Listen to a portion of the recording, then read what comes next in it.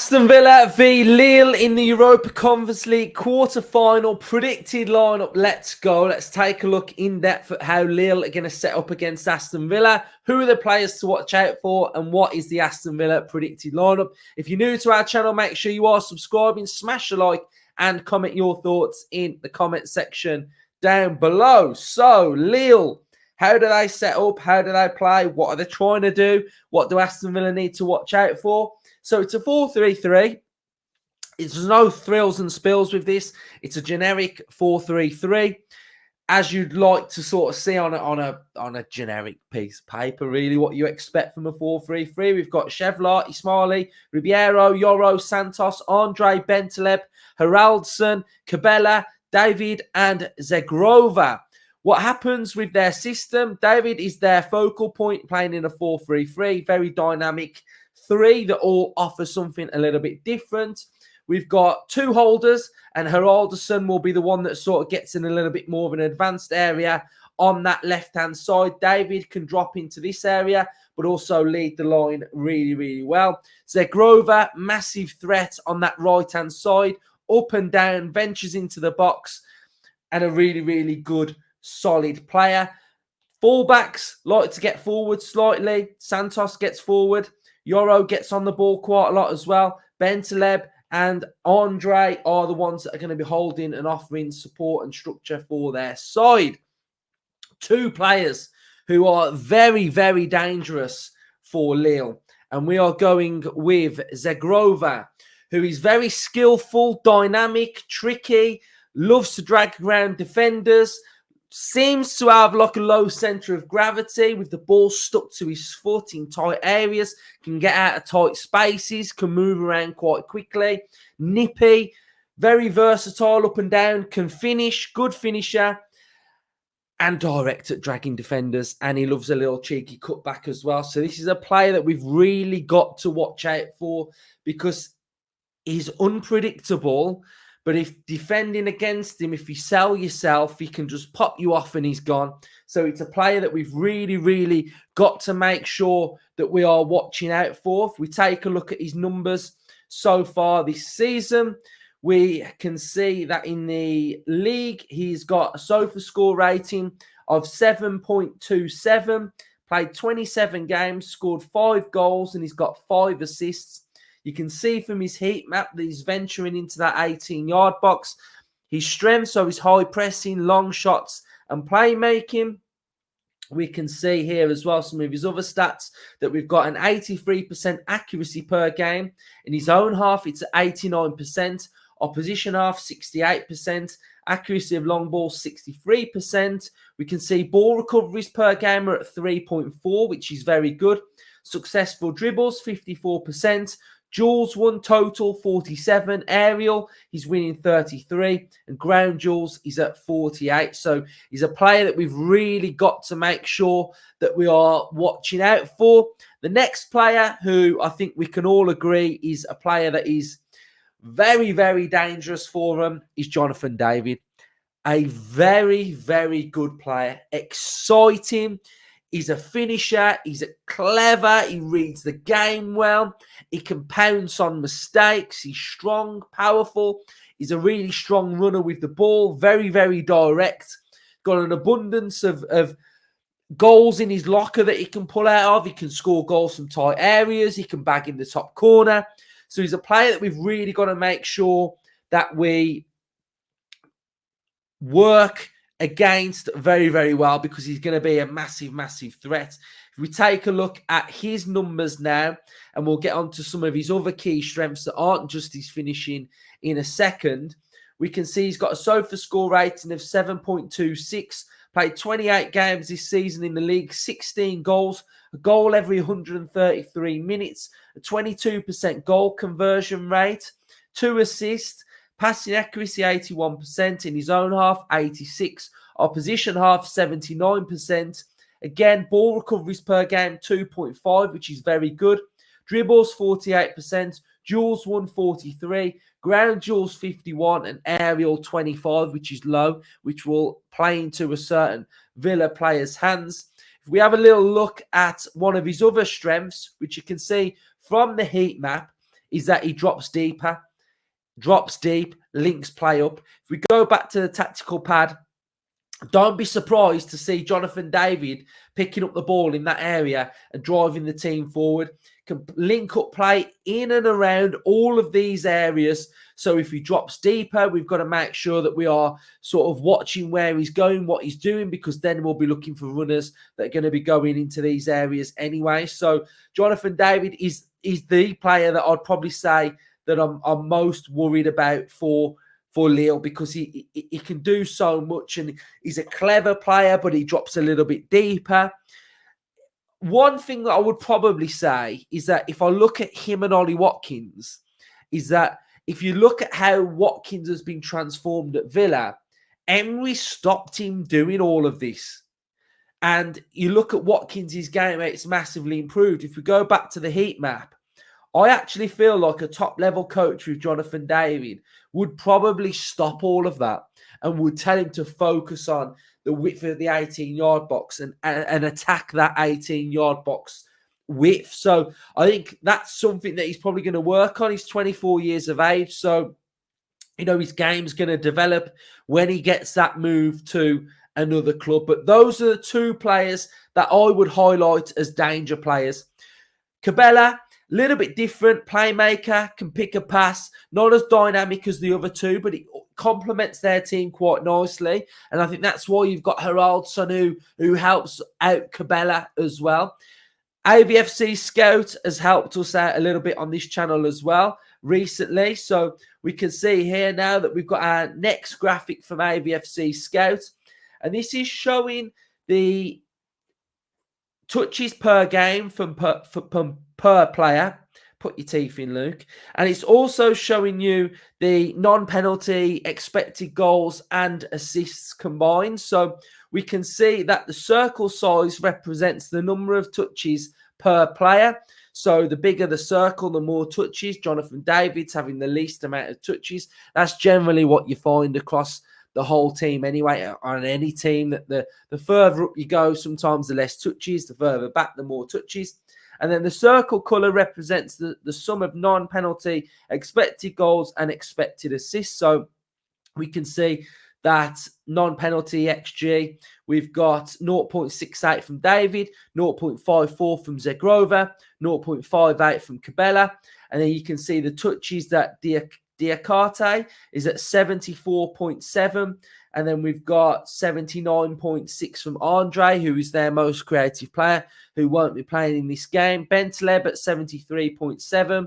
And then we've got 68.2, 54.1 for Zegrova. So thank you to AVFC Scout for allowing us to use your graphics. They've smashed it over the course of the Europa Conference League. Anyway, right. Villa's lineup.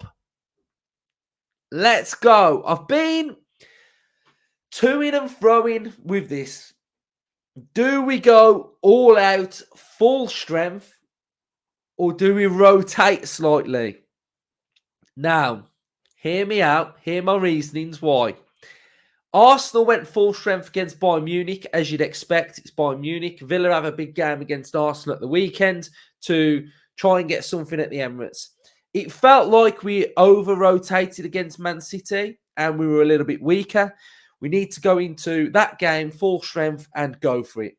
So this game on a Thursday, less time to prepare, but it's a big game and we have to win this game. So my reasoning is we go very, very strong, but there are going to be some rotating players in this.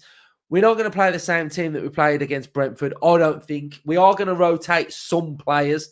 I think that's the way we're going to go. So, my lineup, let me know your thoughts. Emi Martinez in goal. Ezri Konsa at right back, because we don't have another right back that can play in this game. We are also going to play with Diego Carlos, who is going to be playing at the back. And then we are also going to be playing with Clermont Longley. And then making up my back four is going to be Alex Moreno. So my back four is Konsa, Carlos, Longley, and Moreno. Pretty strong, not much rotation. Pau comes out for Longley. I just feel like that's a change that Emery's probably going to make because I just think I don't think we're going to go into this making no changes. I think there are going to be some changes to the lineup.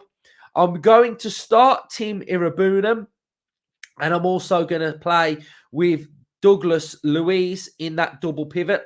So the double pivot will be Irabunam and Douglas Luiz. Why? Irabunam's played away at Ajax. He's played away at Manchester City. Emery likes him. Emery rates him. And I think it's a game that he can possibly play. I think for me now, when I'm looking at this double pivot and I'm thinking of how it's looking, how it's working, we've been playing Tielemans in there, we've been playing McGinn in there.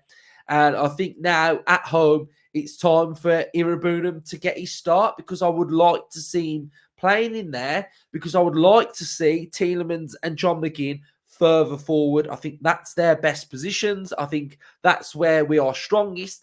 Put somebody who's a little bit more specialised in there that can play that role, and I'm going to go with Irabunam.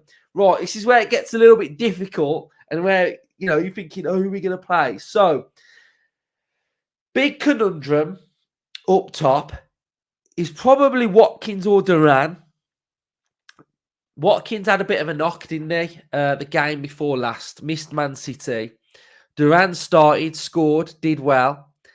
Do we go with Duran or Watkins? And that's the one that I'm really torn on of who starts up top for Aston Villa. And I think he goes Duran. For some reason, I've just got Duran in my head. I want to put Watkins there, but I think he's going to go with Duran. We're going to go with Diaby with Duran. So Diaby's going to be drifting into these areas. And I think this is going to allow John McGinn to play on the right. And then we're going to go with Morgan Rogers. Rogers is going to go on the left. And then that will mean that Tielemans has been rested, Pau's been rested, Luca Dean's been rested, and Bailey will be rested as well. So that's my lineup. That's what I'm going with. I think we're going to see Diaby offering some width out wide. Maybe it can potentially be McGinn, who's partnering Duran. McGinn dropping into that area as well. So this is the lineup that I think I would go with. I think I would rest Watkins and I'd start Duran. We've still got Rogers out wide. We've got McGinn in there. We've got Diaby in there. And then it also means that Bailey's on the bench as well. And I imagine some might be screaming, saying you've got to play Watkins, you've got to play Bailey. I think it's just general rotation. And I think we're looking at the game at the weekend slightly as well of who's going to play there. Is this team strong enough to beat Lille? I think it's going to be a tough game anyway. I'm not in the camp of this where you just play your best team and if you're winning, you take all the players off. And, they're still playing, they're still preparing, they're still mentally engaged in the game. I just think it's not going to be one of those games where this game is done and dusted and then the next leg's really, really easy. I think there will be a slight bit of rotation for me. So I'm more than happy with that lineup. I'm trying to think of how Emery's going to approach it at the same time as well. So the big threats that we need to watch out for are the balls over the top because we know Moreno's going to want to go forward. We know Andre and Bentaleb will be spraying those balls into those areas. That's an area that they've targeted this season anyway. So we've got to make sure that Moreno is switched on for those times where he does go a little bit further forward. So that's something that we've got to watch out for. I think by having Diego Carlos in there with Jonathan David, we know David's aerial ability isn't his strongest. I think it's around 25%, what I said. So I think Carlos is going to be strong in that area. He's going to try and manhandle him. So I think that's something that we're going to really look to work on. Irabuna in that double pivot, screening that back three when Moreno goes forward, I think is going to be important as well. but it's important that defensively our defensive work gets done as well. So the reason why I like McGinn in that area as well. So if it's McGinn out wide, then McGinn's going to be the one that can be coming up and helping Konsa. And then Rogers will be the one that can be coming and helping Moreno out as well. So I think it's got good balance. I think Duran deserves to still be playing in this team for his goal against Man City. He took it very, very well. He deserves to be playing, in my opinion. He's earned the right to play in this Villa team. Not ahead of Watkins, but general rotation for what's to come as well. I think it's fair. I don't think it's a case of we've just got to make sure that Watkins, Diaby, Bailey, Powell play. I think you know, if we're looking where we are in the season now, we've played a lot of games and we've just got to make sure that we have no more injuries. And yeah, I think that team's good enough to win this game. So Villa fans, let me know your thoughts. What are you going with? What's your lineup going to be? Hope you've enjoyed this episode. Hope you've learnt a little bit about Lille as well. And we'll be doing fan cams straight after the game as well. So cheers, everybody. Up the Villa.